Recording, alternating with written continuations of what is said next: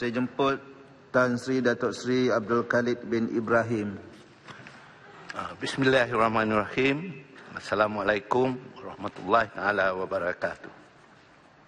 Yang berhormat Datuk Seri Speaker, negara Malaysia menuju negara maju, perancangan mestilah kemas dan tepat. Inovasi dan keusahawanan menjadi teraju. Soalan saya, soalan nombor 4. Ya, sila Menteri.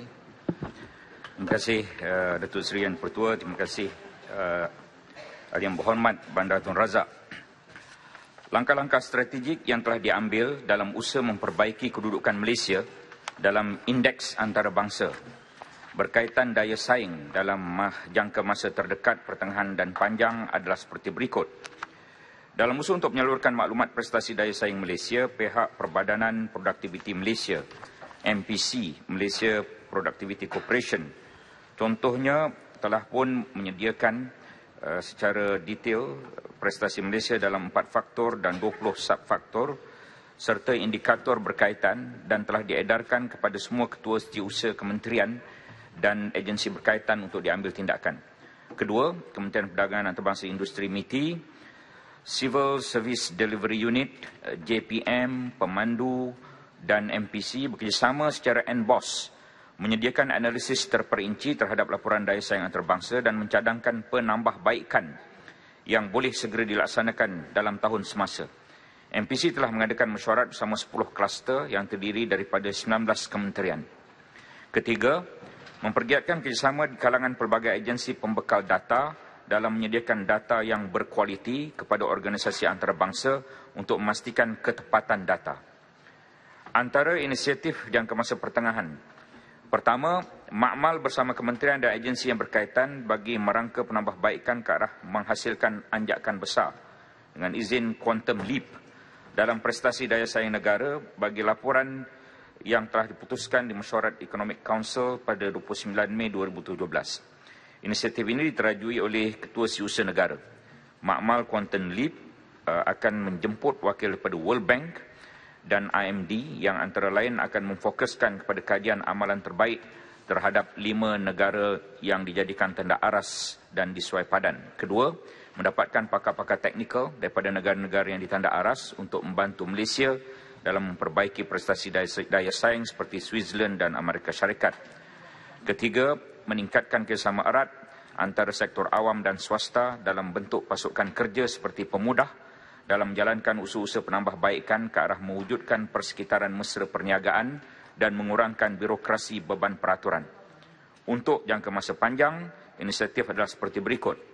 Pertama, mempergiatkan usaha bagi meningkatkan produktiviti sebagai pemacu perubahan dengan izin game changer, di mana daya saing adalah bergantung kepada prospek pertumbuhan ekonomi dan produktiviti dalam jangka masa panjang.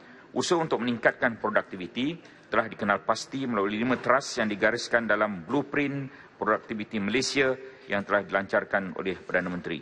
Kedua, 9 subsektor telah dikenal pasti untuk melonjakkan produktiviti. Antaranya Productivity Nexus, terdiri pada peruncitan, F&B, elektrik, elektronik, kimia, produk kimia, mesin peralatan, pelancongan, agro makanan, teknologi maklumat, perkhidmatan profesional dan penjagaan kesihatan swasta. Ketiga, untuk memastikan pelaksanaan inisiatif di bawah dasar produktiviti ini, MPC bertanggungjawab sebagai pejabat pengurusan penyampaian, Delivery Management Office, DMO, yang memainkan peranan sebagai entiti yang cekap dan berorientasikan outcome untuk menyelaras, memantau dan menilai pelaksanaan strategi produktiviti. Dan yang keempat, terakhir, memperkukuhkan hubungan strategik dengan organisasi antarabangsa seperti WEF, IMD, OECD, INSEAD, IMF, World Bank, UNESCO dan sebagainya bagi memastikan cadangan atau isu-isu yang dikemukakan diberi pertimbangan dan tindakan yang sewajarnya. Di samping itu, kerjasama antara rakan institusi terutamanya di rantau Asia akan diperkukuhkan. Terima kasih. Ya, sila Bandar Tun Razak. Terima kasih Timbalan Menteri kerana laporan yang diberi. Tapi saya dapati apabila saya mengikuti perkembangan Silicon Valley yang dia telah mengapa dia berjaya? Maknanya dia telah mempunyai satu ekosistem ataupun environment yang membolehkan percambahan inovasi dan keusahanan.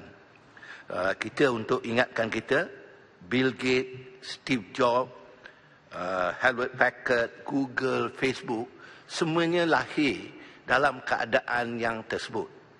Jadi untuk menunjukkan bahawa Malaysia ingin mencapai ke tahap tersebut, boleh tak kita diterangkan di mana tempat di Lembah Kelang ini yang kita anggap boleh menjadi Silicon Valley? Itu soalan yang pertama.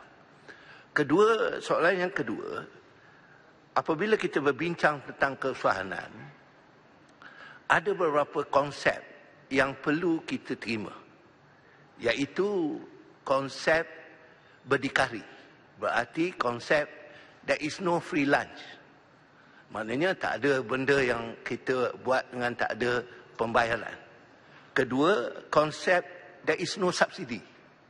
Jadi kalau itu berlaku, barulah kita boleh membangunkan negara kita ini menjadi negara usahawan yang boleh bersaing.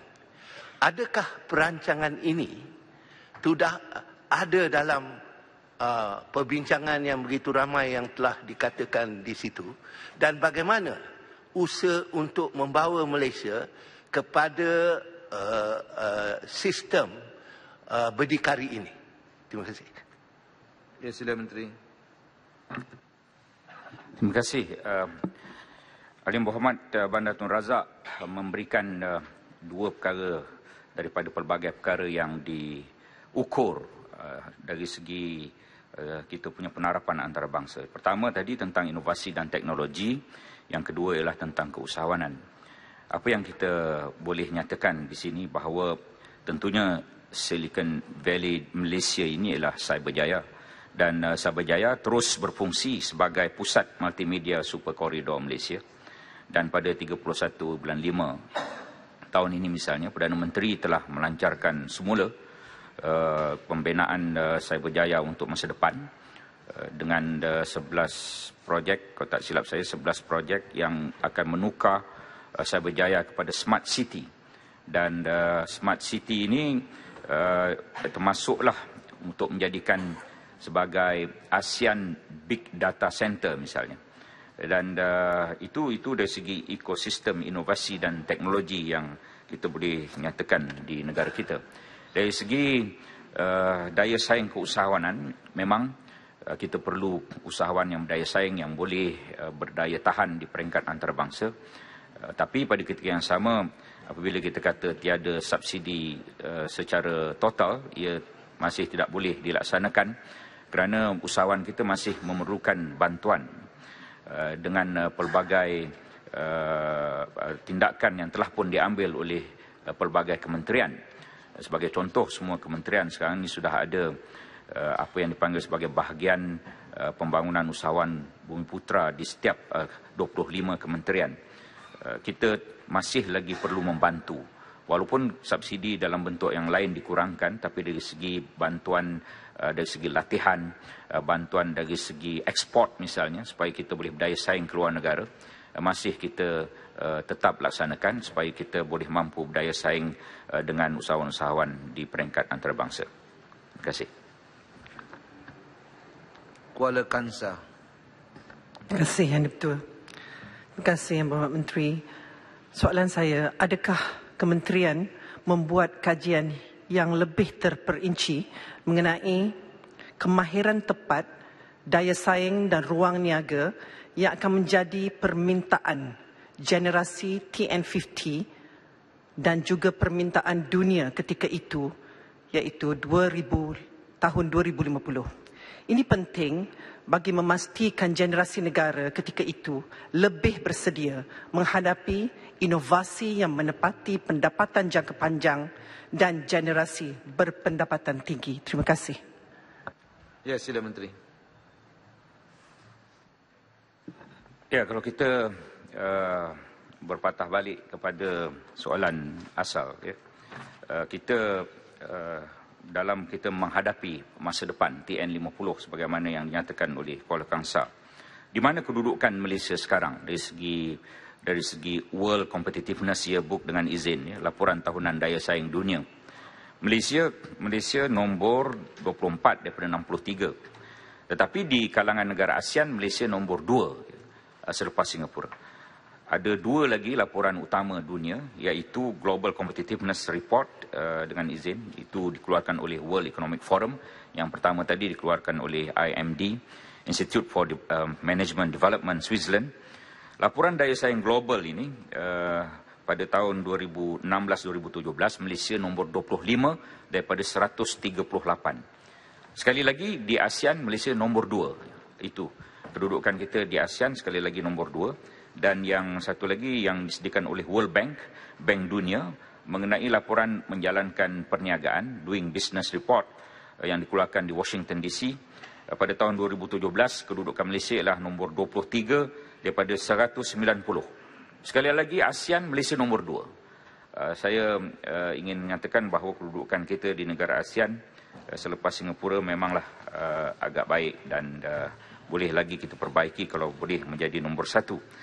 Kemahiran tepat sebagaimana yang disebut oleh Kuala Kangsar, terutama untuk penyiapan TN50, itu MITI akan mengadakan juga sebagaimana kementerian lain perjumpaan dengan anak-anak muda berhubung kait tentang apakah aspirasi mereka dari segi inovasi, dari segi teknologi, dari segi produktiviti, dari segi daya saing untuk 30 tahun yang akan datang, dan kita akan juga mengumpulkan segala data dan maklumat hasrat mereka untuk masa yang akan datang. Terima kasih.